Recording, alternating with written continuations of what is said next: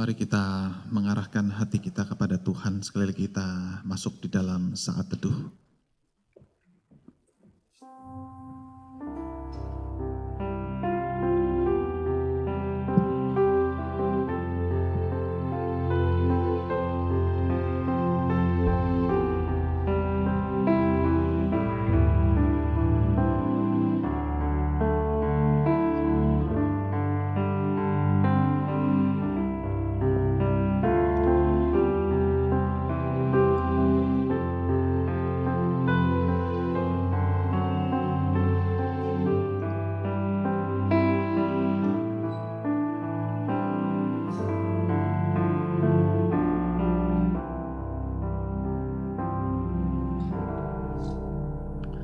Jemaat terkasih, dengarlah panggilan beribadah.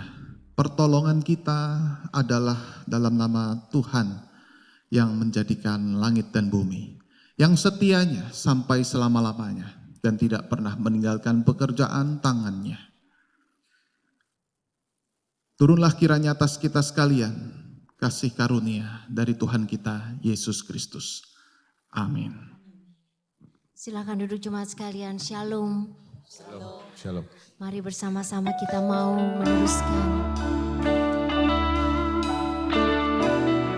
Sepanjang hidup kita, kuasa kebangkitan Yesus sepanjang zaman, sepanjang hidup kita. Kita tidak tahu sampai berapa lama kita hidup di dunia ini. Ada yang lebih dari 100 tahun. Ada yang 80 ke atas, ada yang 60 ke atas sudah dipanggil Tuhan. Penyanyi lagu ini dipanggil Tuhan pada usia 23 tahun. Kita tidak tahu berapa banyak waktu kita di dalam dunia ini. Tapi kita percaya penyertaan Tuhan sampai akhir zaman. Sampai akhir hidup kita, Dia tidak pernah tinggalkan. Haleluya. Mari nyanyikan dengan sungguh. Saat ku berjalan, kasih-Mu menerangi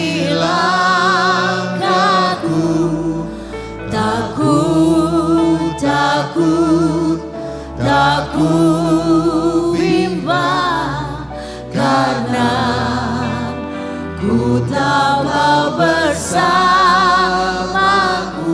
Mari katakan lagi, saat ku berjalan, saat ku berjalan, kasih-Mu menerangi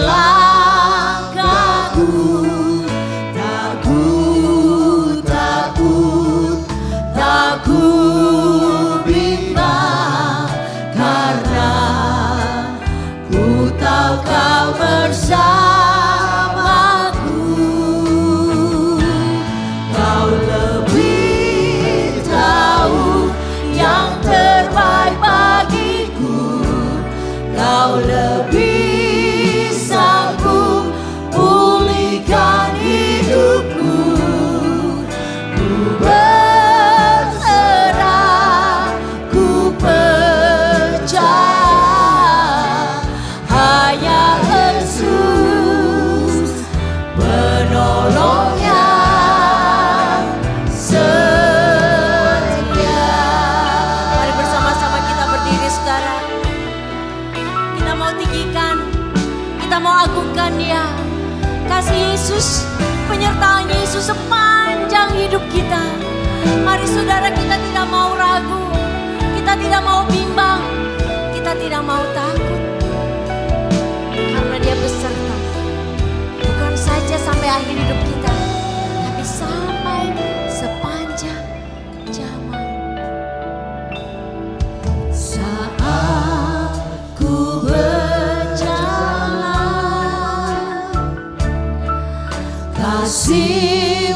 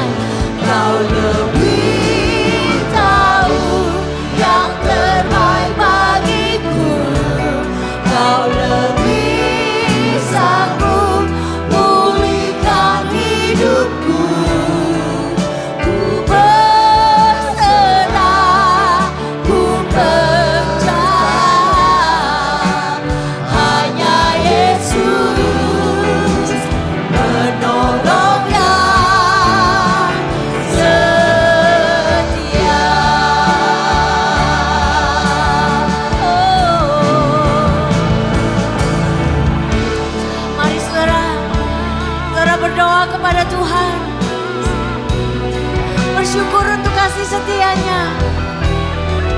Bersyukur untuk penyertaannya. Selama hidupku Tuhan, selama aku hidup, dalam jalan hidupku, setiap langkahku, Kau tidak pernah meninggalkan kami. Terima kasih Tuhan.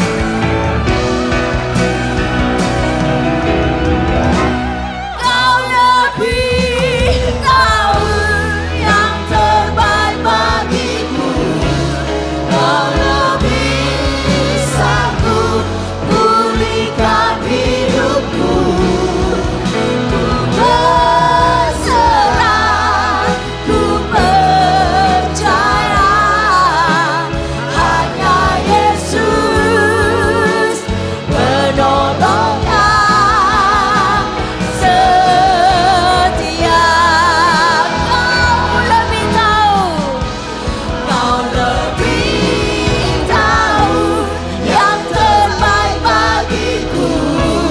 Kau lebih sanggup pulihkan hidupku. Ku berserah, ku percaya hanya Yesus penolong yang setia. Hanya Yesus penolong yang setia.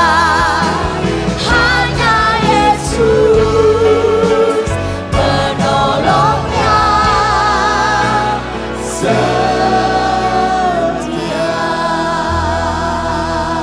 Kita berikan sorak-sorai. Kita berikan kemuliaan. Kita berikan sorak-sorai bagi Tuhan.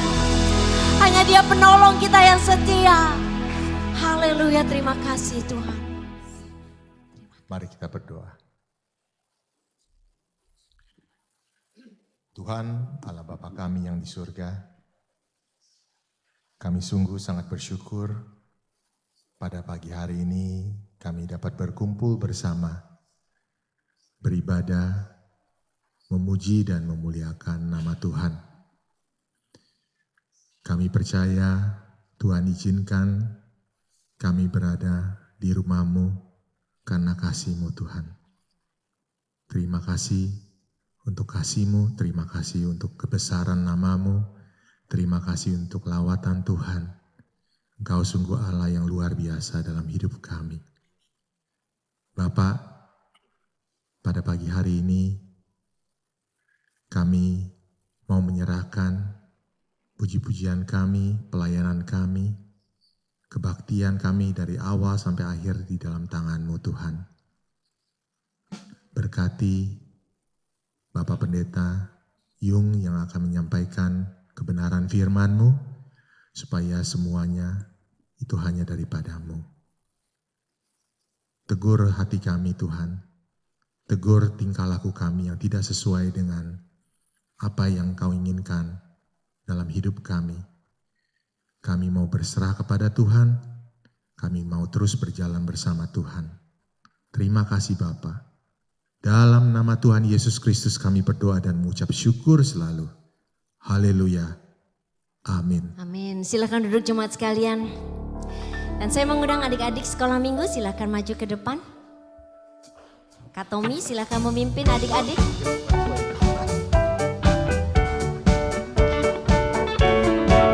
Nyanyi yang keras ya adik. Yesus itulah satu-satunya penolongku yang sungguh. Dia berjanji akan kembali angkat kita semua. Oh, haleluya, puji Tuhan, upahmu besar di surga. Oh, haleluya, puji Tuhan, upahmu besar. Sekali lagi kita nyanyi yuk, adik-adik nyanyi juga.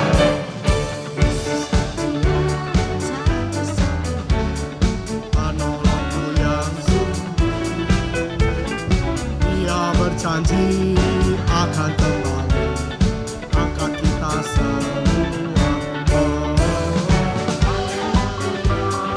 Oh, puji Tuhan, upahmu besar di surga. Haleluya, puji Tuhan, upahmu besar di surga. Shalom Bapak Ibu. Mari kita bersama-sama berdiri, kita berdoa untuk anak-anak, kita memohonkan berkat dari Tuhan bagi mereka. Tuhan, saat ini kami merendahkan hati di hadapan Tuhan. Kami memohonkan berkat-Mu bagi setiap anak-anak kami Tuhan. Mulai dari Jaden, Jevin, Miyoko, Ethan, James, Henok, dan teman-teman yang tidak bisa hadir. Entah satu dua hal, Tuhan boleh memberkati mereka. Tuhan, biarlah melalui firman yang mereka dengar di sekolah minggu, itu boleh bertumbuh dan menjadi bekal bagi mereka. Biarlah setiap kakak-kakak yang mengajarkan juga boleh menjadi saksi hidup akan cinta kasih Tuhan di dalam kehidupan bersama dengan Tuhan. Tuhan berkatilah jam-jam pelayanan kami di depan, khususnya sekolah minggu. Di dalam nama-Mu Tuhan Yesus Kristus kami sudah bersyukur dan berdoa. Amin. Silakan duduk Bapak Ibu, adik-adik dengan tertib, mari masuk ke dalam kelas. Dan kita mau bersukacita hari ini sesudah kebangkitan dan kita menantikan kenaikan Tuhan Yesus 2000 tahun yang lalu. Maka Tuhan menampakkan diri kepada beberapa pihak dan membuat mereka juga makin semangat untuk melayani menjadi saksi Kristus. Saudara semangat menjadi saksi Kristus? Amin. Mari kita bersama-sama menyanyikan lagu ini. Kalau kita berdiri bagaimana? Kita menyanyikan dengan sukacita. Saudara boleh ambil waktu untuk keluar dari bangku saudara. Sapa satu dengan yang lainnya. Dengan sukacita kita mau menyatakan Tuhan Yesus mengasihi saudara. Haleluya.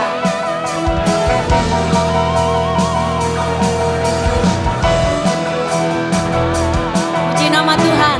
Sebanyak-banyaknya yang saudara bisa jumpai. Katakan apa kabar? Tuhan Yesus menyertai. Tuhan Yesus memberkati.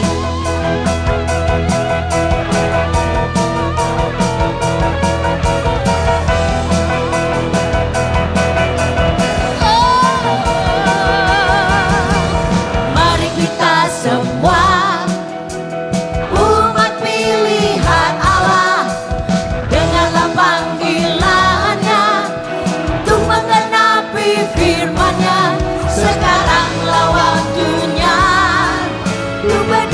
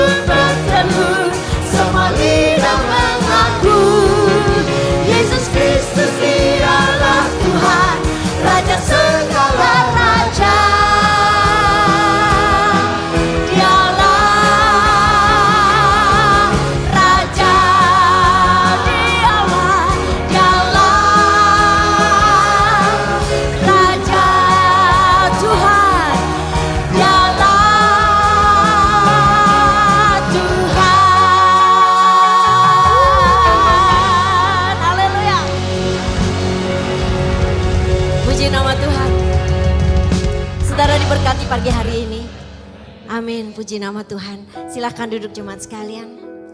Kita mau mempersiapkan diri kita untuk menerima firman Tuhan. Kebangkitannya,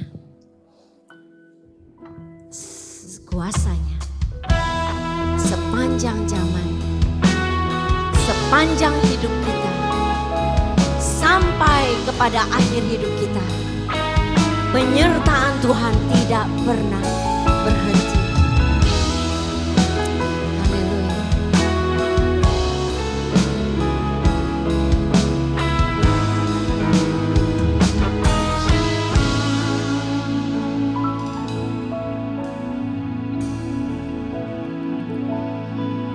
Bapa, Engkau mengenalku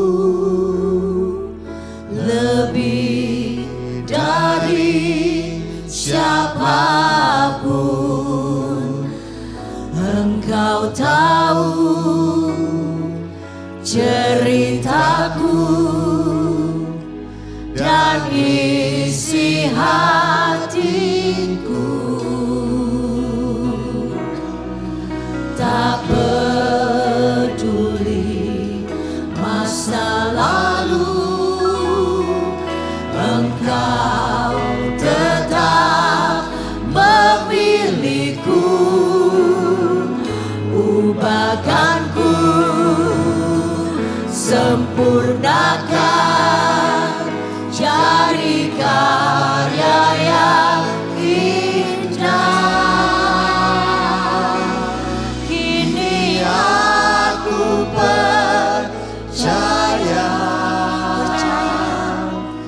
Tiada yang mustahil Amin. bagimu. Kuasa-Mu kuatkanku, Dasarku berharap, kini aku berserah pada rancangan-Mu bagiku. Ku ikuti panggilan-Mu, bukan setia sampai akhir hidupku.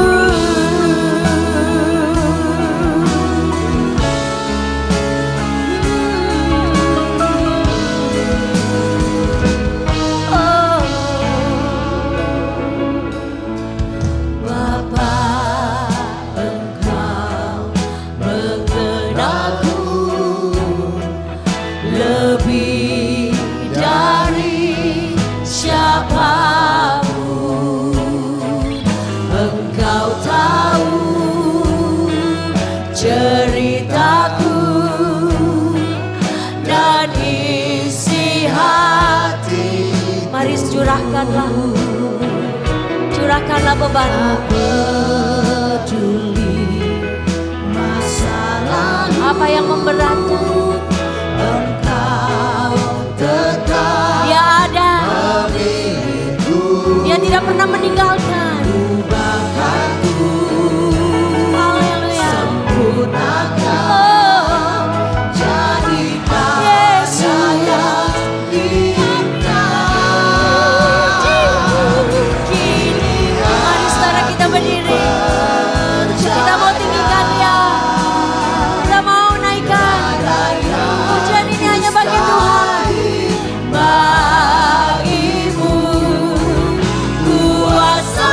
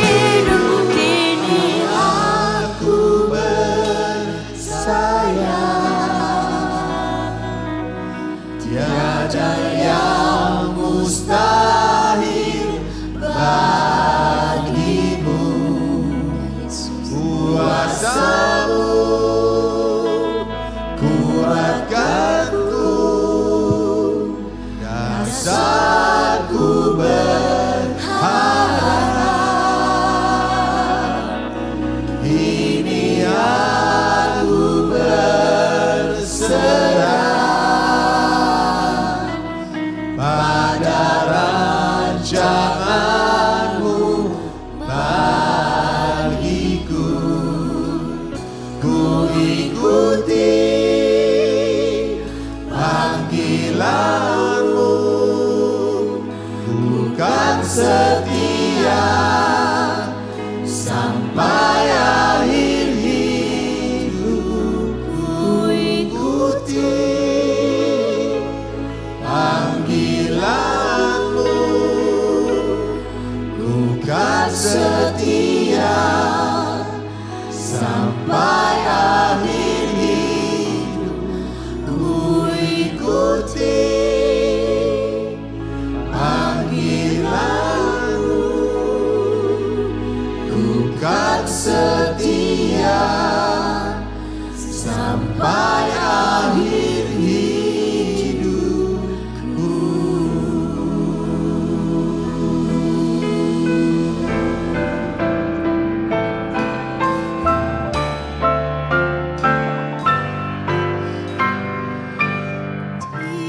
Tinggal sertaku, hari telah sejak, gelap makin turun, Tuhan tinggallah,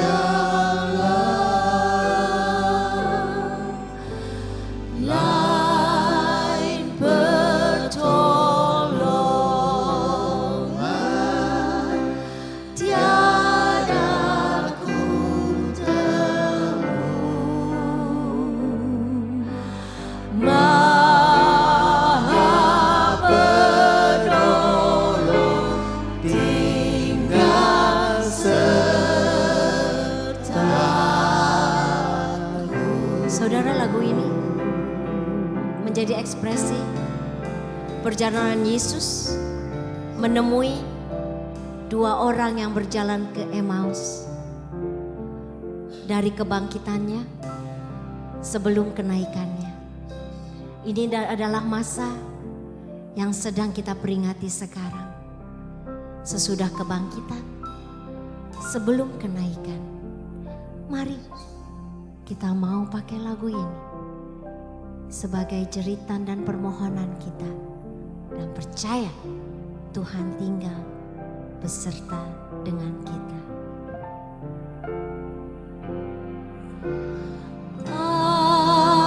Aku pelukan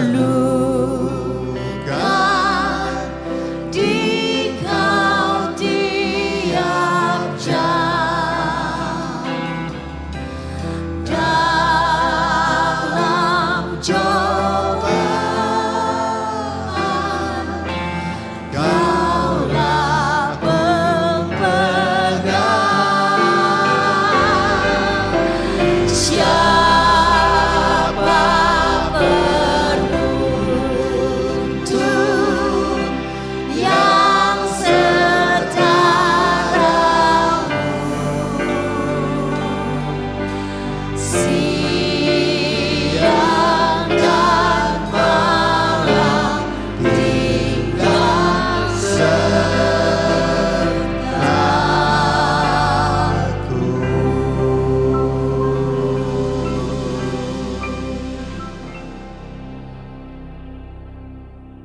Tuhan, ampunilah kami jikalau kami lebih sering melihat gemerlap dunia sehingga kami meninggalkan jalan yang harusnya kami ikuti bersama-sama dengan Engkau. Tuhan, ampunilah kami jikalau kami lebih sering melihat gelombang kehidupan yang menakutkan sehingga kami kehilangan iman kepadamu. Dan biarlah melalui firman yang sebentar lagi akan kami baca dan kami renungkan, kami selalu diingatkan. Engkau Tuhan, Engkau Raja, dan kami harus senantiasa teguh berdiri, setia di dalam iman kami, tidak takut dengan segala sesuatu di sekitar kami. Tenangkan hati dan pikiran kami Tuhan untuk mendengar firman-Mu. Tolong setiap kami Dalam nama Kristus Yesus kami berdoa. Amin. Silahkan duduk. Saudara, mari kita bersama-sama membuka Injil Yohanes pasal yang ke-6. Ayat yang ke-15 sampai dengan ayat 21 akan saya bacakan. Injil Yohanes pasal 6 ayat 15 sampai 21. Konteks daripada ayat ini sebetulnya adalah di dalam pelayanan Tuhan Yesus. Makin hari makin banyak orang yang mengikuti dia. Makin banyak orang yang mulai tahu ajaran Kristus. Kemanapun Yesus pergi selalu diikuti. Sehingga dalam waktu relatif singkat pengikut Tuhan Yesus itu sangat luar biasa. Dan sudah barang tentu itu menyibukkan murid-murid termasuk Tuhan Yesus. Kalau menurut ukuran kita manusia apalagi gereja hari ini. Ketika seseorang membuka satu gerakan baru lalu sebentar sudah banyak yang mengikutinya. Pasti sibuk sekali. Ini itu dilakukan untuk membuat makin banyak acara-acaranya. Tetapi berbeda dengan Tuhan Yesus. Tuhan Yesus justru ketika makin banyak orang mengikuti dia, makin membuat sibuk murid-muridnya. Tuhan Yesus mengajak murid-muridnya untuk retreat. Untuk berdiam diri. Untuk merenungkan apakah ini yang Tuhan kehendaki. Kesibukan-kesibukan yang bisa menyebabkan Yesus melenceng daripada fokus kenapa ia datang. Dan ketika ia mengundurkan diri untuk berdiam diri inilah ternyata tetap berbondong-bondong orang mengikut dia. Lalu dalam tanda kutip terpaksa seharian di dalam kecapean itu padahal tujuannya mau beristirahat. Tuhan melayani seharian lalu memberikan makan 5.000 orang yang laki-laki saja dengan 5 ketul roti dan 2 ekor ikan. Nah setelah peristiwa itu inilah yang kita akan baca Injil Yohanes pasal 6 ayat 15 sampai dengan 21 demikian bunyi firman Tuhan. Karena Yesus tahu bahwa mereka hendak datang dan hendak membawa dia dengan paksa untuk menjadikan dia raja, yang menyingkir pula ke gunung seorang diri. Dan ketika hari sudah mulai malam, murid-murid Yesus pergi ke danau, lalu naik ke perahu dan menyeberang ke Kapernaum. Ketika hari sudah gelap, Yesus belum juga datang mendapatkan mereka. Sedang laut bergelora karena angin kencang. Sesudah mereka mendayung kira-kira 2-3 mil jauhnya mereka melihat Yesus berjalan di atas air mendekati perahu itu. Maka ketakutanlah mereka. Tetapi ia berkata kepada mereka, "Aku ini, jangan takut." Mereka mau menaikkan dia dan dia ke dalam perahu dan seketika itu juga perahu itu sampai ke pantai yang mereka tujui. Sementara kita membaca pada bagian ini dulu. Nah saudara seperti yang tadi sudah saya katakan setelah seharian Tuhan Yesus melayani bahkan kemudian memberikan 5.000 orang dengan makanan yang bahkan dikatakan sisa 12 bakul hanya melalui 5 ketul roti dan 2 ekor ikan. Orang-orang banyak mulai berpikir untuk menjadikan Tuhan Yesus sebagai raja. Wow. Kalau dari 5 ketul roti dan 2 ekor ikan dia bisa mengenyangkan 5.000 orang lebih, bahkan masih sisa, apa sih yang tidak bisa dilakukan oleh orang ini? Maka orang inilah orang yang paling cocok untuk dijadikan raja bagi kita semua. Saya mencoba membayangkan, memberikan satu bayangan yang saya tarik ke konteks kita sekarang. Kalau andai kata seluruh Indonesia ini dari Sabang sampai Merauke ya. Dari Roti sampai Talaut gitu ya. Itu semuanya jadi Kristen-Kristennya bukan cuma Kristen KTP tapi Kristen sungguh-sungguh. Dari presiden sampai RT RW semua Kristen sungguh-sungguh. Lalu akhirnya diambil keputusan. Uang dari uang receh 2.000 sampai yang paling besar 100.000 semua gambarnya Yesus. Baliknya Bukit Golgota dan 3 salib. Kita senang gak? Gak senang kelewatan. Pasti senang lah ya. Kita semua pasti senang.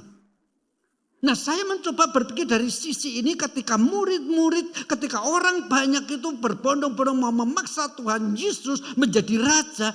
Mungkin yang saya bayangkan, mereka suatu saat tidak lama lagi akan mengganti dinar bukan lagi dengan gambar kaisar, tapi dengan gambar Yesus. Masih ingat Tuhan Yesus pernah ditanya, diperbolehkankah membayar pajak kepada kaisar? Lalu Tuhan Yesus berkata, tunjukkanlah kepadaku sebuah dinar. Gambar siapa ini? Lalu mereka mengatakan gambar kaisar. Lalu Yesus menjawab, berikanlah kepada kaisar yang milik kaisar, berikanlah kepada Tuhan yang milik Tuhan. Mungkin orang banyak itu mulai berpikir sebentar lagi koinnya bukan gambar kaisar. Gambar kaisar penjajah, tetapi gambar orang Yahudi asli. Yesus Raja. Saya percaya setiap orang ketika makin populer, apalagi disanjung-sanjung, bahkan kemudian jadi raja pasti senang. Itu sebabnya banyak yang setelah mendapat kuasa yang sangat tinggi tidak mau turun jabatan. Itu sebabnya raja-raja dunia ketika menjadi raja makin menikmati segala sesuatu yang ada, menjadi takut mati. Iya kan? Tetapi ternyata Tuhan Yesus tidak demikian. Orang banyak mau membawa dia menjadi raja, tetapi dia bergumul, apakah ini kehendak Tuhan? Dia tahu persis itu bukan kehendak Allah Bapanya. Maka dia justru meminta murid-muridnya menyeberang dahulu sementara dia berdoa. Kalau kita bandingkan dengan Injil sinoptik Matius, Markus, Lukas, itu Tuhan Yesus sendirian berdoa. Sosok kita ini seringkali berdoa untuk minta berkat Tuhan. Tetapi Yesus hari itu berdoa untuk mendapatkan kekuatan daripada Allah Bapanya, untuk menolak berkat yang datang dari dunia. Semakin doa kita tekun itu karena berkat-berkat yang kita rindukan kita belum mendapat. Kalau ada kesulitan kita doanya lama karena kesulitan pergumulan itu juga belum Tuhan angkat. Maka itu sebabnya kita bertekun doa. Tetapi kalau ada berkat yang datang dalam tanda kutip, kita tidak berdoa langsung diterima. Padahal belum tentu itu dari Tuhan. Yesus berdoa untuk menolak menjadi raja. Nah, saudara, pada waktu orang-orang banyak melihat Tuhan Yesus itu menyingkir, lalu menyuruh murid-muridnya mendahului dia menyeberang, mereka kecewa karena mereka tahu Tuhan Yesus menolak untuk dijadikan raja. Tetapi jangan pikir murid-murid Yesus tidak kecewa. Mereka juga kecewa. Wah, alangkah baiknya kalau Tuhan Yesus menerima tawaran untuk menjadi raja. Siapa nih yang nanti menjadi menteri keuangan? Pasti Yudas Iskariot pikir dia. Maka saudara, dalam konteks ini sebetulnya kita harus pahami. Waktu murid-murid dipaksa oleh Tuhan Yesus mendahului Yesus, menyeberang ke sana, menghindari diri dari paksaan orang banyak, mereka pun kecewa. Ini kesempatan yang belum tentu terulang. Kok dilepas begitu saja? Lebih celaka lagi, ketika di tengah-tengah danau, mereka dihadang oleh angin taufan. Sebetulnya kalau kita mau jujur, mau gampang, murid-murid ketika mendapati bahwa mereka ini harus mentaati perintah Tuhan sampai ke seberang, ternyata sulit dihadang oleh angin taufan, balik gitu aja kok repot. Dan mereka tidak akan mengalami banyak kesulitan. Tetapi karena walaupun mereka dalam tanda kutip mungkin terpaksa, walaupun ada kekecewaan kenapa Tuhan Yesus menolak, tetapi mereka tetap harus mencapai ke seberang. Itu sebabnya mereka menghadapi kesulitan, bahkan ketakutan. Karena perahu yang mereka tumpangi ini hampir tenggelam, dipermainkan oleh ombak yang sangat besar. Kalau kita mau jujur, seperti itulah kehidupan kita. Ketika kita taat pada Tuhan, di situ muncul kesulitan. Kalau mau lepas dari kesulitan gampang. Tinggalkan saja perintah Tuhan. Tak usah taati lagi kehendaknya. Pasti lancar. Tidak percaya coba. Tapi jangan salahkan saya. Tetapi kalau saudara konsekuen mau tetap mentaati walaupun menghadapi kesulitan, itu normal. Bagaikan murid-murid yang menghadapi angin taufan. Di dalam situasi yang seperti inilah kemudian Tuhan Yesus jalan di atas permukaan air. Dan kita tahu persis, murid-murid ketakutan. Ketakutan dikira itu hantu. Sasa, pada waktu kita mau mentaati perintah Tuhan, mau berdasarkan prinsip-prinsip kebenaran firman Tuhan, menghadapi kesulitan kalau kita mau jujur, kadang-kadang itu menakutkan. Karena harus bersandarkan kepada iman kepercayaan kita. Orang-orang benar, Habakuk mengatakan, hidup bukan melalui apa yang dilihat, tapi hidup melalui apa yang diimaninya. Ya, kadang-kadang dalam situasi yang begitu mengerikan, bersandar pada pertolongan Tuhan itu menakutkan. Lebih gampang memakai cara-cara manusiawi, walaupun itu dalam tanda kutip mengingkari iman. Ya. Saya kira-kira 10 tahun yang lalu, sekarang saya sudah lihat itu tidak ada si tulisan itu ya. Kira-kira 10 tahun yang lalu masiannya, itu ada seseorang ya, yang dari yayasan Kristen yang jual itu kerajinan tangan, nanti hasil keuntungannya dipakai untuk mendukung sebuah rumah yatim piatu Kristen. Datang dari satu rumah ke rumah, termasuk ke rumah saya. Pak, ini ada kelonceng ini beli deh, ya udah kita beli beberapa. Lalu dia tanya lagi, Pak, mana lagi di lingkungan sini yang Kristen atau Katolik gitu ya, supaya kami bisa minta dana dari mereka. Oh, itu rumah sebelah, gitu kan. Sebelah itu orang Katolik. Loh, Pak, itu di depan pintunya ada huruf Arab. Oh, itu sisa-sisa kerusuhan 98. Belum ditetar. Saya ngerti maksud saya ya. Dalam situasi yang begitu mengerikan, orang-orang percaya pakai huruf tertentu untuk mencari perlindungan. Berlutut berdoa itu menakutkan. Kristus datang jalan di atas air bukan untuk show of force. Bukan untuk menunjukkan dia kuasa dalam tanda kutip menurut ukuran manusia. Tetapi dia datang untuk menolong murid-murid yang tahu persis memang sedang dalam ketakutan karena hampir ditenggelamkan oleh ombak lautan. Tetapi membuat murid-murid takut. Mari kita introspeksi. Seringkali dalam kehidupan kita justru kita juga takut kok. Untuk bersandar pada pertolongan Tuhan. Lebih senang dengan pakai cara-cara kita masing-masing. Tapi luar biasa. Kalau kita perhatikan ketika mereka ketakutan, Tuhan Yesus ngomongnya apa? Aku ini jangan takut. Normalnya harusnya kalau orang takut yang disebutkan dulu apanya dulu? Jangan takut, ini aku. Tapi Yesus tidak, aku ini jangan takut. Masih ingat waktu saya berdoa sebelum membaca firman Tuhan? Tuhan ampunilah kami. Kami lebih sering melihat gemerlapan dunia. Sehingga kami meninggalkan jalan-Mu.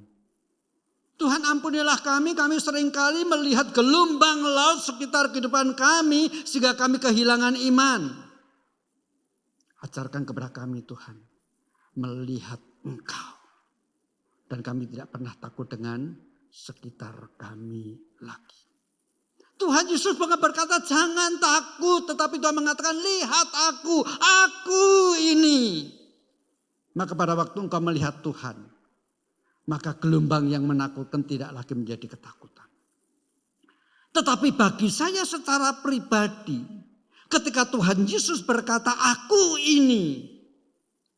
Di dalam konteks Injil Yohanes pasal 6. Di dalam konteks ayat 15 tadi orang-orang banyak ingin menjadikan Yesus sebagai raja. Yesus betulnya mau berkata, aku ini raja alam semesta. Raja atas segala raja. Raja yang menciptakan alam semesta, yang menyebabkan segala sesuatu menjadi ada, laut dan ombak pun taat pada perintahku. Aku ini raja. Hai murid-muridku, engkau hanya ingin menjadikan aku sebagai raja yang mensuplai kebutuhan materimu? Tidak. Aku raja yang lebih daripada itu.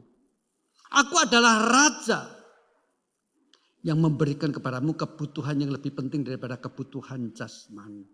Yaitu kebutuhan rohani. Mari saudara kita lanjutkan membaca ayat yang ke-25 sampai dengan ayat yang ke-29, pasal 6. Ketika orang banyak menemukan Yesus di seberang laut itu, mereka berkata kepadanya, Rabi, bila manakah engkau tiba di sini? Yesus menjawab mereka, Aku berkata kepadamu, sesungguhnya kamu mencari aku bukan karena kamu telah melihat tanda-tanda, melainkan karena kamu telah makan roti itu dan kamu kenyang. Bekerjalah, bukan untuk makanan yang dapat binasa, melainkan untuk makanan yang bertahan sampai kepada hidup yang kekal, yang akan diberikan Anak Manusia kepadamu. Sebab dialah yang disahkan oleh Bapa Allah. Oleh Bapa Allah dengan meterainya. Lalu kata mereka kepadanya, apakah yang harus kami perbuat supaya kami mengerjakan pekerjaan yang dikehendaki Allah? Jawab Yesus kepada mereka, inilah pekerjaan yang dikehendaki Allah, yaitu hendaklah kamu percaya kepada Dia yang telah diutus Allah. Murid-murid Yesus ketakutan. Dan Yesus berkata, akulah raja. Bukan raja bakery. Bukan raja yang cuma kasih roti. Aku raja yang menaklukkan angin dan ombak. Tetapi keesokan harinya orang banyak mencari Yesus. Karena kemarin Yesus mau dipaksa menjadi raja, lari meninggalkan mereka. Sekarang ditemui. Lalu mereka mengatakan, Tuhan kapan kamu sampai di sini? Karena kemarin kami tahu persis hanya murid-murid yang naik perahu. Kok sekarang kamu ada di sini? Dan Yesus tegas menjawab, kamu mencari aku karena kamu kemarin kenyang. Bekerjalah bukan untuk makanan yang hari ini engkau makan tetapi engkau lapar lagi. Tapi bekerjalah untuk makanan yang membuat engkau memperoleh hidup yang kekal. Saudara, kalau kita mau jujur, ada banyak orang Kristen sampai hari ini pun sebetulnya melakukan hal yang sama.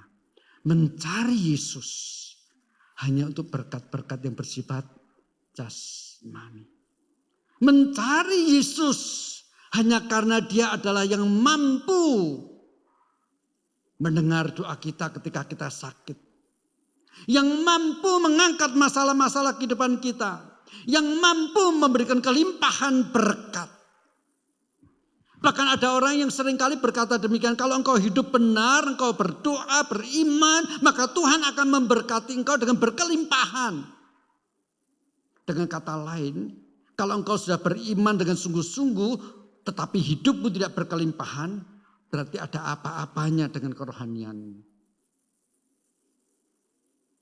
Tanpa disadari kita bisa mempunyai pemikiran seperti itu. Sosok raja kita bukanlah raja roti.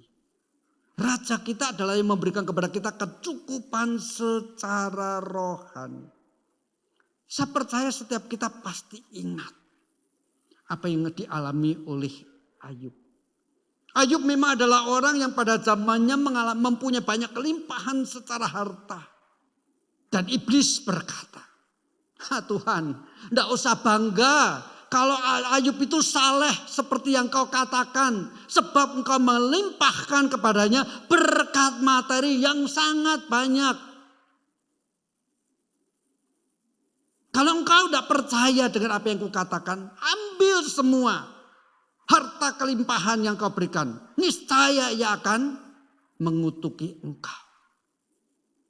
Sosok Ayub tidak seperti yang dikatakan oleh Iblis. Tetapi dengan sedih hati saya harus mengatakan banyak orang Kristen yang hari ini seperti apa yang dikatakan oleh iblis. Mengikut Tuhan. Beribadah kepada Tuhan. Karena berkat-berkat materi. Kita tahu persis bukan apa yang terjadi pada Ayub. Dalam satu hari semua kekayaannya hilang, seluruh anaknya mati. Bahkan ketika kemudian itu tidak cukup ditambah dengan sakit yang menimpa dirinya. Sampai istrinya pun kan berkata kan. Masih kamu mau setia beribadah kepada Tuhan? Kutukin dia. Apa kata Ayub kepada istrinya? Kamu ngomong kayak perempuan gila. Ini bukan saya ngomong loh ya. Ayub yang ngomong loh. Kamu ngomong seperti perempuan gila. Masakan kita hanya mau menerima yang baik daripada Tuhan dan tidak mau menerima yang tidak baik dari Tuhan. Wah, ini kalimat yang luar biasa. Bagi saya ketika Ayub berkata demikian, dia seolah-olah mau berkata, Tuhan itu adalah Raja semesta alam. Pencipta segala sesuatu yang memenuhi kebutuhan kita. Yang merancang kehidupan kita. Apapun itu. Maka Tuhan layak disembah dalam segala keadaan. Baik dalam kelimpahan maupun dalam kesulitan dan kekurangan yang amat sangat. Hanya dialah yang layak disembah. Itu maksud daripada Ayub. Ketika dia berkata, masakan kita hanya mau menerima yang baik daripada Allah saja dan tidak yang lain. Tuhan adalah Raja. Yang memberikan kepada kita bukan kelimpahan materi saja, tetapi rohani. Itu yang saya katakan. Itu sebabnya tadi dia berkata, Tuhan Yesus berkata kepada orang banyak, kamu cari aku kan karena kamu kenyang kan. Kata kenyang yang dipakai Tuhan Yesus itu kalimat yang sangat kasar sekali. Kalau saya boleh pakai bahasa sekarang ini, dasar rakus kalian ini ya, yang dipikirin perut tok, kira-kira gitu loh. Kamu cari aku hanya untuk hal yang seperti ini. Enggak. Bekerjalah untuk sesuatu yang bersifat kekal yang disediakan oleh Bapa.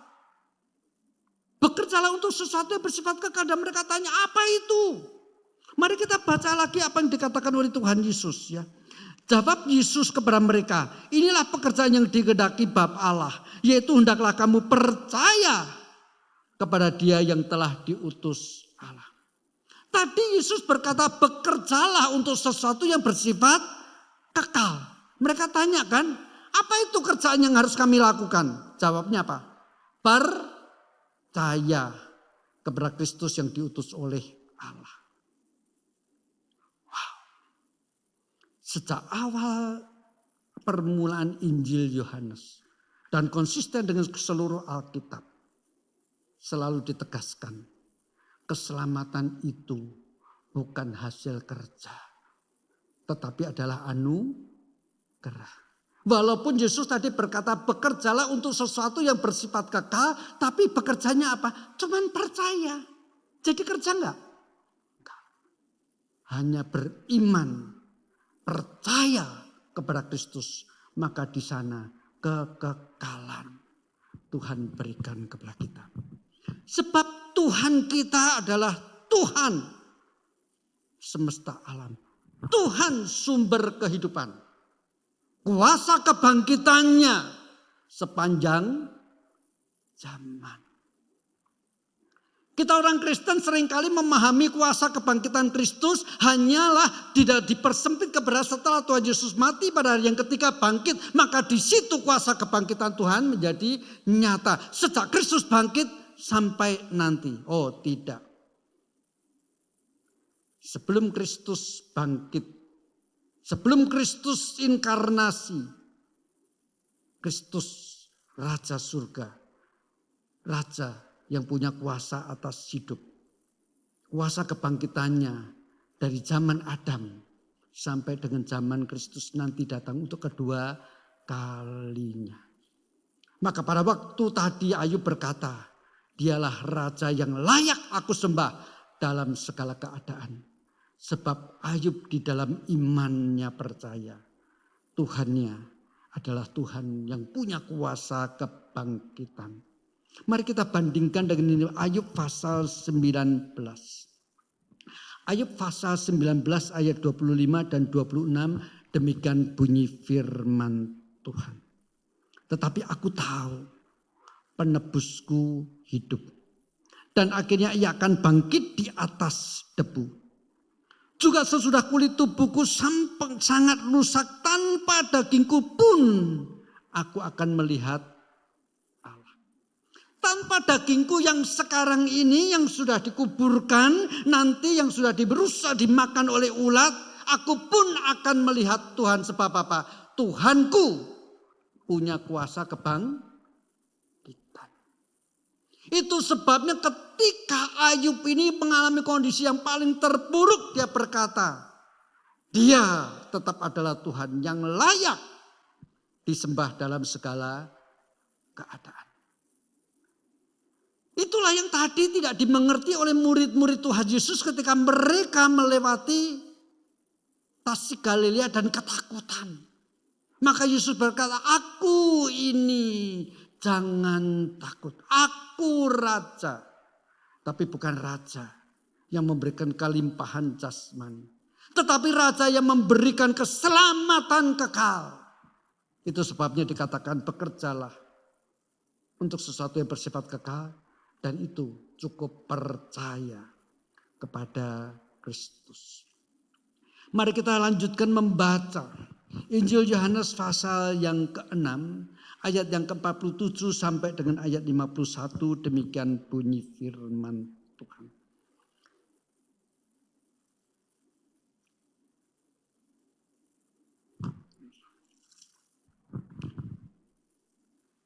Aku berkata kepadamu, sesungguhnya barang siapa percaya, ia mempunyai hidup yang kekal. Akulah roti hidup. Nenek moyangmu telah makan mana di padang gurun dan mereka telah mati. Inilah roti yang turun dari surga. Barang siapa makan daripadanya, ia tidak akan mati. Akulah roti hidup yang telah turun dari surga. Jikalau seorang makan dari roti itu, ia akan hidup selama-lamanya, dan roti yang kuberikan itu ialah dagingku yang akan kuberikan untuk hidup dunia. Ini Injil Yohanes pasal 6 ayat 47 sampai dengan ayat yang ke-51. Sesaat tadi orang banyak meminta Yesus memberikan roti jelai yang paling murah pada zaman itu. Tetapi Yesus memberi dirinya untuk memberikan kepada mereka hidup yang kekal. Sosok kita seringkali meminta berkat-berkat Tuhan. Tetapi tidak pernah ingin mendapatkan Kristus itu sendiri. Mereka meminta roti, Yesus memberikan dirinya. Di dalam konteks seperti ini orang-orang Yahudi berpikir, jadi yang kau katakan tentang mana itu, karena mereka nyinggung mana sebelumnya. Itu bukan roti yang sesungguhnya yang turun dari surga. Walaupun itu dulu 40 tahun lamanya nenek moyang mereka sepanjang perjalanan di padang gurun selalu makan roti yang memang betul-betul turun dari langit. Tapi bukan itu roti yang turun dari surga. Roti yang turun dari surga adalah Kristus yang memberikan dagingnya. Yang mengatakan barang siapa makan dagingku, minum darahku, mereka akan memperoleh hidup yang kekal. Mereka minta roti yang dari tepung. Kristus memberikan dirinya. Kita minta apa? Minta Kristus atau minta roti yang dari Kristus? Saya bagi orang-orang Yahudi pada waktu itu, mereka belum memahami seperti kita sekarang. Mungkin bagi mereka, ini satu perkataan yang keras, minimal mereka mempunyai dua pengertian. Ini gila apa yang dikatakan Yesus. Musa melarang mereka makan daging yang mengandung darah. Yesus berkata barang siapa tidak makan dagingku tidak minum darahku. Wah, ini tidak benar nih. Ajaran setan. Itu sebabnya dikatakan perkataan ini keras. Itu sebabnya kemudian dikatakan. Sejak saat itu banyak orang yang tadinya mengikut Yesus. Bahkan kemudian keesokan hari masih cari Yesus. Mulai dikatakan meninggalkan mereka. Bahkan kalau saudara membaca dengan lebih teliti, sebetulnya mereka tuh tadinya kan mau mengangkat Yesus sebagai raja. Setelah Yesus ngomong kalimat keras seperti itu, ngomongnya apa? Loh, dia kan anaknya Yusuf tukang kayu kan. Yang saudara-saudaranya bersama-sama dengan kita toh. Itu muncul di dalam Injil Yohanes pasal 6. Kelewatan. Kemarin masih mau ngangkat jadi raja. Ketika sekarang Tuhan Yesus berkata dengan begitu keras, mereka mengatakan, loh ini kan cuma anak Yusuf, anak tukang kayu. Sangat tidak konsisten mereka. Hanya karena apa? Berkat jasmani yang mereka minta tidak dipenuhi. Berapa banyak orang Kristen ngomong aku orang Kristen, tetapi dengan begitu gampang meninggalkan imannya. Karena apa? Karena kecewa. Karena apa yang mereka minta, mereka tidak mendapat. Itu pengertian yang pertama. Tetapi ada pengertian yang kedua yang bagi kita sebelum menjelaskan pemikiran orang Yahudi yang kedua. Bagi kita ayat ini jelas sekali. Karena kita memahami ini dari konteks perjamuan kudus. Di mana Tuhan Yesus mengatakan inilah tubuhku yang terpecah bagimu. Inilah anggur lambang daripada darahku yang tercurah menjadi meterai perjanjian baru. Bagi kita jelas. Tetapi jangan lupa Yesus ketika melakukan ini kan dan mengatakan demikian. Dia di tengah-tengah konteks orang Yahudi. Lalu apa maknanya bagi orang-orang Yahudi yang mendengar kalimat ini? Barang siapa tidak makan dagingku, maka mereka tidak memperoleh hidup yang kekal. Kita tidak boleh hanya memahami itu dari konteks perjamuan kudus. Walaupun itu tidak salah. Saya mencoba menempatkan diri saya sebagai orang Yahudi pada zaman itu yang mendengar Tuhan Yesus, yang tadinya saya juga ingin menjadikan Yesus sebagai raja. Tetapi kemudian Tuhan Yesus kan berkata, aku ini mensuplai sesuatu yang lebih penting, hidup yang kekal. Bagaimana caranya aku mendapat? Itu perenungan saya. Lalu ketika Tuhan Yesus berkata, akulah roti itu. Turun dari surga engkau harus makan aku. Saya mulai mencoba berpikir, apa sih yang dimaksud Yesus? Maka yang dimaksud Tuhan Yesus adalah sejauh mana hubungan kita itu nyata dan konkret bagi kita. Sejauh mana Kristus itu konkret bagi kita. Nah, ilustrasi yang paling gampang deh ya. Toh semua orang di sini banyak yang tahu. Makanan kesukaan saya salah satunya adalah gudeg. Nah, semua udah tahu. Saudara begitu di depan saya ada gudeg adem ayem. Itu konkret sebentar lagi saya akan menikmati makan siang dengan sangat luar biasa. Itu ketika kita mendapatkan makanan yang paling kita suka. Oke? Makan. Udah habis, masih sisa-sisa sedikit gitu ya. Dikrikitin itu ayamnya itu sampai betul-betul tulangnya bersih. Itu konkret kalau kita mendapatkan makanan yang kita sukai, nyata banget. Pertanyaannya, seperti itukah kita bagi Yesus? Bagaikan kita menemukan makanan yang paling kita sukai. Orang-orang tertentu lihat botol anggur merah. Wow, lupa segala-galanya, betul? Apakah sekonkret itu Kristus baginya? Kita melihat dunia yang gemerlapan. Tawaran bisnis yang mendatangkan untung besar. Wow, langsung kita ngiler. Oke? Sekonkret itukah Kristus bagi hidup kita? Barang siapa tidak makan aku, tidak menikmati aku seperti menikmati makanan kesukaannya, maka ia tidak mendapatkan hidup yang kekal. Celakanya, kita ini bukan menikmati Kristus seperti menikmati makanan, tetapi kita menikmati Kristus, menikmati yang bukan Kristus, tetapi apa yang dibawa oleh Kristus. Ya kan? Nikmatilah Kristus. Apakah dia membawa sesuatu ataupun tidak membawa sesuatu bagi saudara. Tetapi apakah benar Kristus tidak membawa sesuatu bagi kita? Kristus sudah membawa kuasa kebangkitan yang selalu menyertai kita sepanjang zaman. Sejak sebelum Kristus mati dan bangkit, kuasa kebangkitannya sudah bekerja. Diimani oleh Ayub. Dan diimani oleh tokoh-tokoh yang lain. Saya langsung sebutkan, tidak perlu saya catat, tidak perlu saya tampilkan. Ibrani pasal 11 mengatakan kenapa Abraham dengan begitu berani mempersembahkan anaknya Ishak. Sekalipun sudah dikatakan inilah anak perjanjian yang kuberikan kepadamu. Karena Abraham percaya Allah adalah yang sanggup membangkitkan Ishak sekalipun sudah dipersembahkan sebagai korban bakaran. Musa pun percaya bahwa Allah adalah Allah kebangkitan. Mari kita bersama-sama membuka Injil Lukas. Di dalam Injil Lukas pasal yang ke-20. Ayat yang 37 sampai dengan ayat 38, demikian bunyi firman Tuhan. Tentang bangkitnya orang-orang mati. Musa telah memberitahukannya dalam nas tentang semak duri. Di mana Tuhan disebut Allah Abraham, Allah Ishak dan Allah Yakub.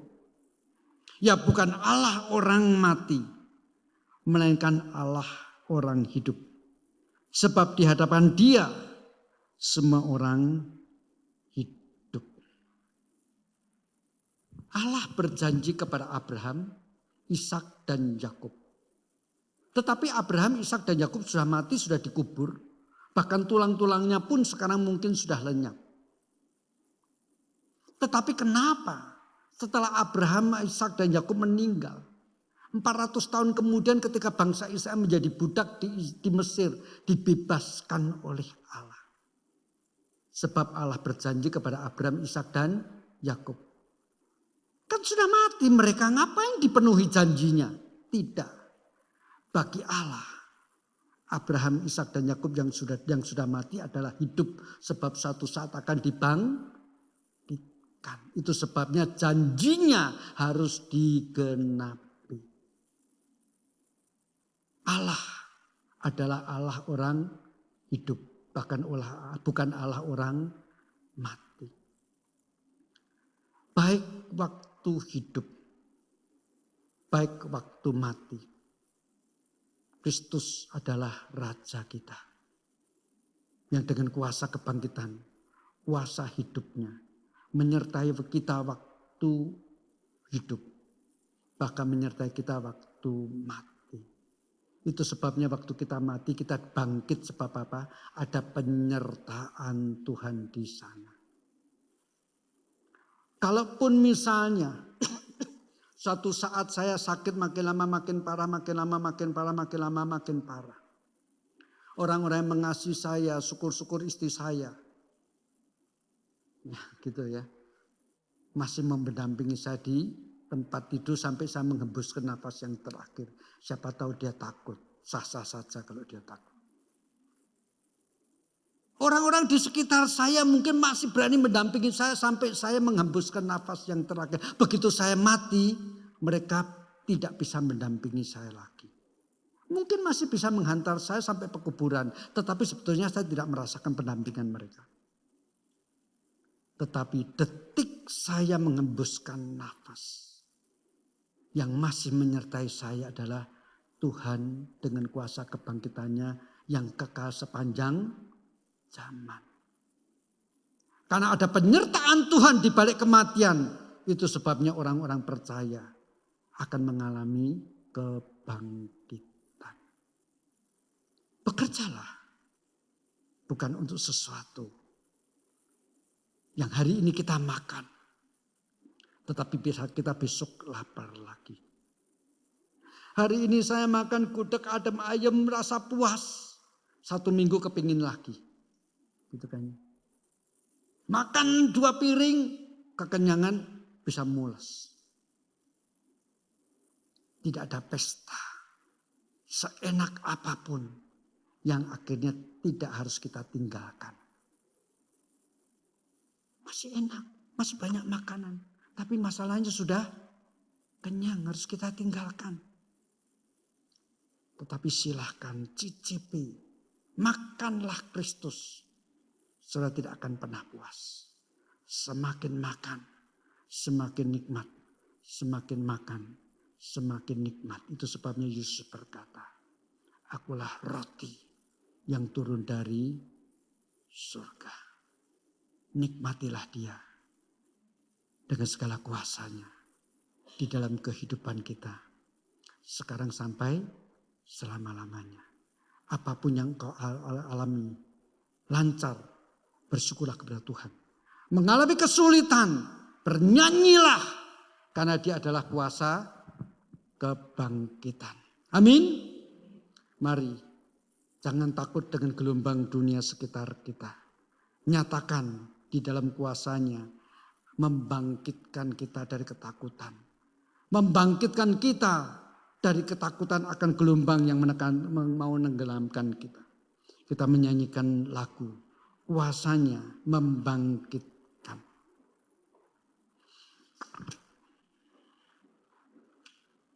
Puji syukur, kita minta roti, Tuhan memberi dirinya.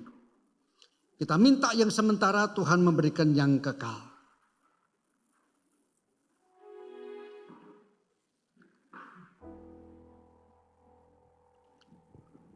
Ada baiknya kita menyanyi dengan bangkit berdiri dengan sukacita. Karena kuasa kebangkitannya bukan mulai setelah dia bangkit pada hari yang ketiga. Tetapi sejak perjanjian lama sampai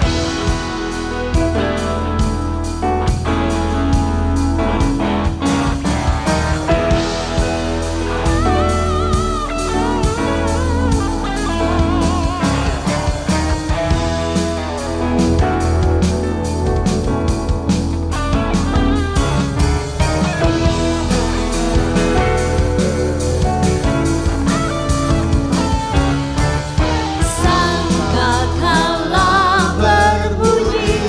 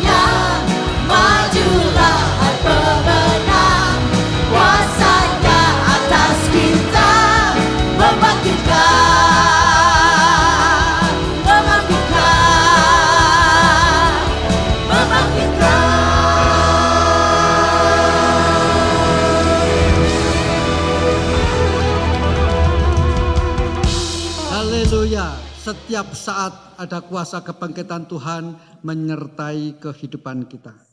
Mari dengan segenap umat percaya sepanjang zaman di berbagai tempat kita mengikrarkan pengakuan rasuli yang berbunyi demikian. Aku percaya kepada Allah, Bapa yang Maha Kuasa, Khalif langit dan bumi, dan kepada Yesus Kristus, anaknya yang tunggal Tuhan kita, yang dikandung daripada Roh Kudus, lahir dari anak darah Maria, yang menderita di bawah pemerintahan Pontius Pilatus, disalibkan, mati dan dikuburkan, turun ke dalam kerajaan maut. Pada hari yang ketiga, bangkit pula dari antara orang mati, naik ke surga, duduk di sebelah kanan Allah, Bapa yang Maha Kuasa, dan akan datang dari sana untuk menghakimi orang yang hidup dan yang mati. Aku percaya kepada Roh Kudus, gereja yang kudus dan am, persekutuan orang kudus, pengampunan dosa, kebangkitan daging, dan hidup yang kekal. Amin. Silahkan duduk. Mari kita bersama-sama masuk di dalam doa sebelum kita mengumpulkan persembahan.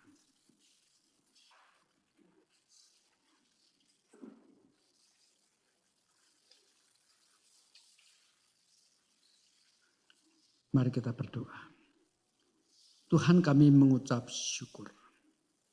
Ketika kami meminta berkat, Engkau memberikan dirimu sebagai korban di atas kayu salib bagi kami, memberikan kepada kami hidup yang kekal. Tuhan, kami mengucap syukur. Ketika kami ketakutan dan kami berdoa supaya yang menjadi ketakutan kami Engkau ambil, Engkau datang menyertai kami. Terima kasih untuk hal yang luar biasa yang sudah Kau kerjakan untuk kami. Oleh karena itu Tuhan, biarlah di tengah-tengah rasa syukur kami, tengah-tengah ibadah pada siang hari ini, kami datang juga dengan membawa persembahan sebagai bukti Engkau sudah memberikan kepada kami berkat berkelimpahan. Terimalah Tuhan apa yang kami kumpulkan, boleh menjadi persembahan yang harum di hadirat-Mu. Kami berdoa di dalam nama Tuhan kami, Yesus Kristus. Amin.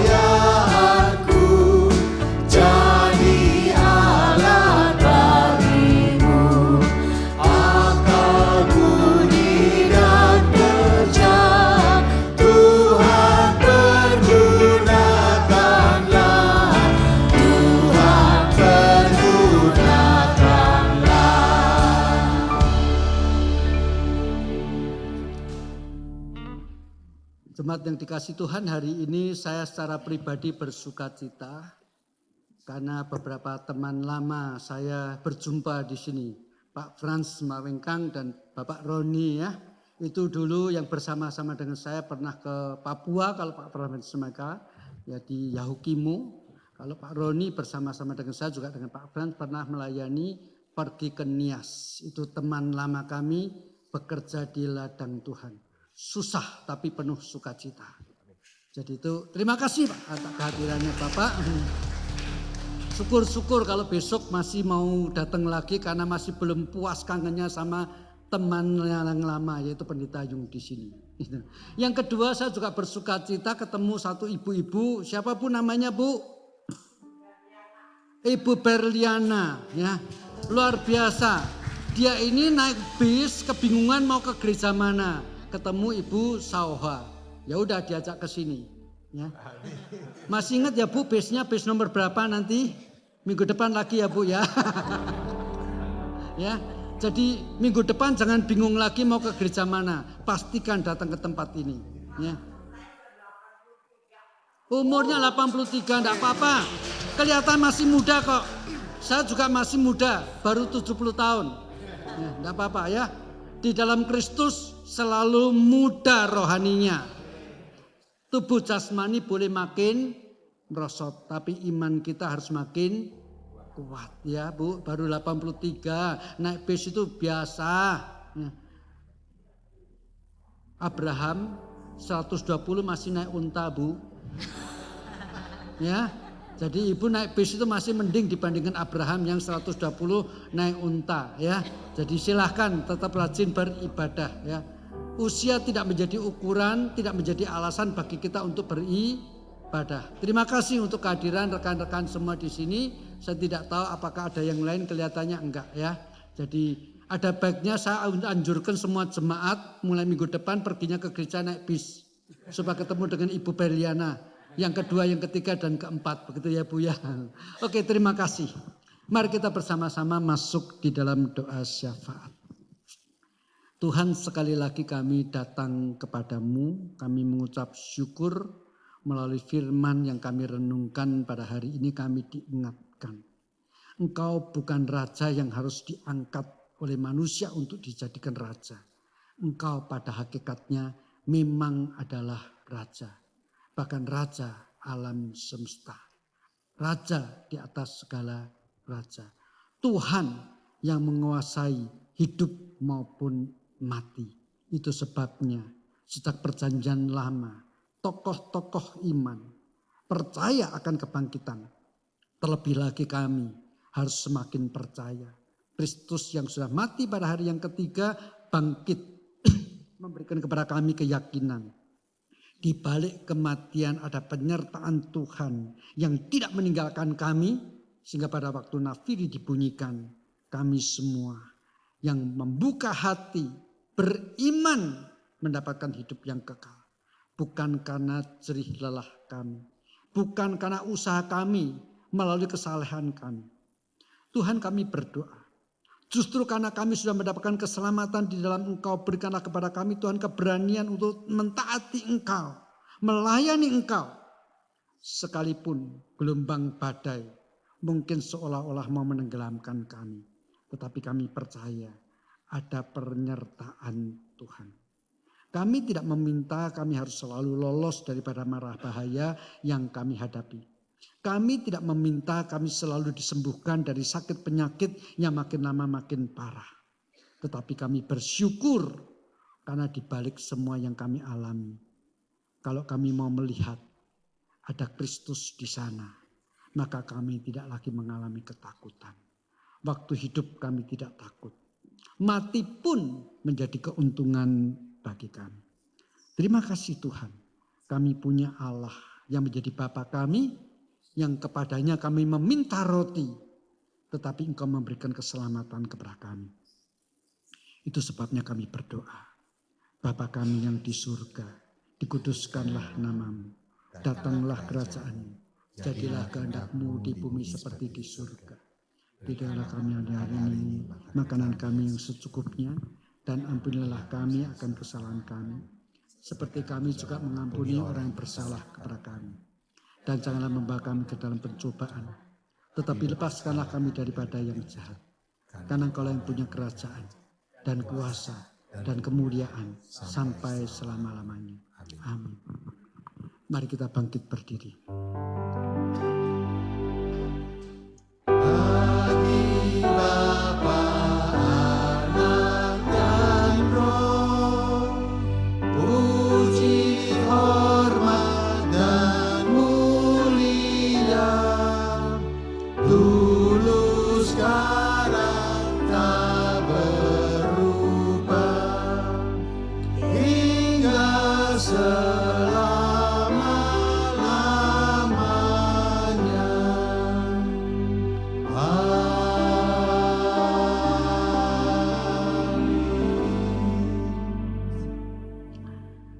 Jemaat yang dikasihi Tuhan, pulanglah dengan membawa berkat dan penyertaan Tuhan. Kiranya kasih karunia daripada Allah Bapa, cinta kasih dan damai sejahtera dari Tuhan Yesus Kristus, pimpinan dan penyertaan daripada Allah Roh Kudus, menyertai saudara-saudara sekarang ini sampai selama-lamanya. Amin.